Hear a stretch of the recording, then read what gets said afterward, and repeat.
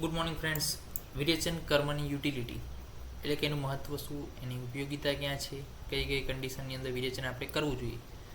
તો વિરેચન નીચે મુજબના દોષ, દુષ્ય અને સ્રોતસ ઉપર કાર્ય કરે છે. કયા દોષ ઉપર કાર્ય કરે? તો પિત્ત ઉપર કાર્ય કરે. પિત્ત સ્થાનગત અલ્પ કફ, કફ સ્થાનગત બહુલ પિત્ત. તો પિત્તાવૃત વાત હોય અથવા વાત પિત્ત કફની જે દૃષ્ટિ હોય સન્નિપાત જ, તો એ કન્ડિશનની અંદર આપણે વિરેચન જે છે બેસ્ટ પ્રાયોરિટીની અંદર કરી શકીએ છીએ. દુષ્ય કયા કયા હોય? તો કે રસ, રક્ત, માંસ, મેદ નહીં આવે, અસ્થિ, મજ્જા અને શુક્ર. તો મેદ સિવાયના બધા જ લખી દેવાના. મેદ સિવાયના બધા જ લખી દેવાના. ઓકે. મેદ એટલે શું છે? તો કે ફેટી ટિશ્યુ છે, એ બધી મેદમાં આવશે. તો મેદ સિવાયના બધા જ લખી દેવાના છે. બીજું કે સ્રોતસ જે છે એ કયા કયા? તો એ જ બીજી આપણે વાત કરી, રસ, રક્ત, માંસ, અસ્થિ, મજ્જા અને શુક્ર હોય સ્રોતસ જે છે એ જ છે.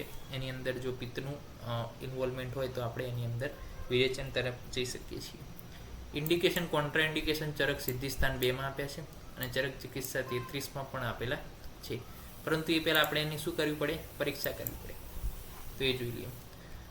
દોષમાં જો ઉત્કૃષ્ટ પિત્ત હોય, કફ સંસૃષ્ટ પિત્ત હોય, પિત્ત સ્થાનગત અલ્પ કફ હોય, કફ સ્થાનગત બહુલ પિત્ત હોય, પક્વાશયગત પિત્ત, પક્વાશયગત કફ પિત્ત, પિત્તાવૃતવાત, કફાવૃતવાત, આ કન્ડિશનની અંદર આપણે વિરેચન કરી શકીએ. ચરક તો એવી સલાહ આપે છે કે તિર્યક દોષોને કોષ્ટમાં પાછા લાવવા જોઈએ, ચોક્કસ ચિકિત્સાથી એને દોષોને બહાર કાઢ્યા પછી. તો તિર્યક દોષો જે રહેલા છે, તિર્યક તો આર્ટિકલી છે, અસંખ્ય છે. ઉધ્વ અને અધોની સંખ્યા લિમિટેડ છે, પરંતુ તિર્યક સ્રોતસો જે એની સંખ્યા અનલિમિટેડ છે. ત્યાં આગળ જે રહેલા દોષો છે એને પાછા લાવવા જોઈએ પહેલાં તો. ત્યારબાદ શું કરવું જોઈએ? બહાર કાઢવા જોઈએ. તો સાબિત થાય છે કે વિરેચન એ કુષ્ઠમાં રહેલા તિર્યક દોષો માટે મુખ્ય ચિકિત્સા છે. દુષ્ય શું છે? રસ, રક્ત, માંસ, અસ્થિ, મજ્જા, શુક્ર એના બધા જ વિકારો માટે. સ્વસ્થમાં રસાયણ વાજીકરણના પૂર્વકર્મ તરીકે. ગુલ્મમાં જ્યારે વાતનું ઇન્વોલ્વમેન્ટ હોય, કામલામાં પિત્તનું ઇન્વોલ્વમેન્ટ વધારે હોય. ઘર જે દોષ છે એની અંદર સન્નિપાત જ, ઉન્માદ અને કુષ્ઠમાં પણ સન્નિપાત જ દૃષ્ટિ હોય તો પણ આપણે વિરેચન કરી શકીએ છીએ.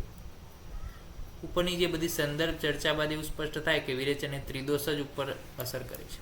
જોયું અહીંયા જો ઘરમાં, ઉન્માદમાં, કુષ્ઠમાં ત્રિદોષ જ ઉપર અસર કરે છે. અને વિરેચન એ રોગી તેમજ સ્વસ્થ વ્યક્તિ માટે ચિકિત્સાની પ્રથમ પસંદગી છે.